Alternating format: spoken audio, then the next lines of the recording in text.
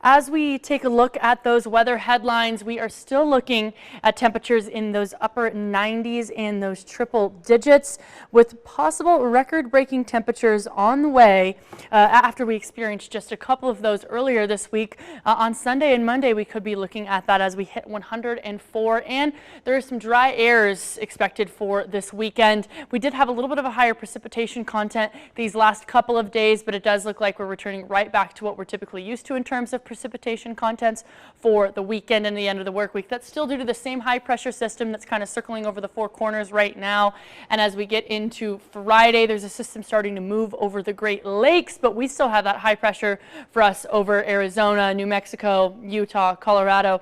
Saturday, same thing. Even that high pressure ridge over Billings is starting to push on over up here on the western slope, which is what's even going to give us more of an increase in temperatures. Those highs from earlier today did drop just a couple degrees compared to what we're used to. We're at 98 in Grand Junction, 94 in Montrose, 104 in Moab, and those areas even along I-70 and in those higher elevation regions are hanging out in those mid 80s to those upper 80s. So definitely on that warm side of things by about 5 to 8 degrees above what we're typically used to for the seasonal average.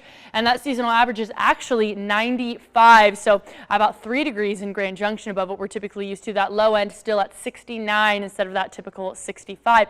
Though that record 105 set back in 2005. Wow, that's a lot of fives. But as we kind of get into the weekend, we have that chance to push 104, 105 for Sunday and Monday. Like I said, that pollen forecast hasn't shifted at all. We still have moderate grasses, moderate weeds, but some low trees and some low molds from the Allergy and Asthma Center of Western Colorado in terms of those irritations hanging out for us here on the western slope. And I still have Mr. Baxter hanging out with me for the dog walking forecast.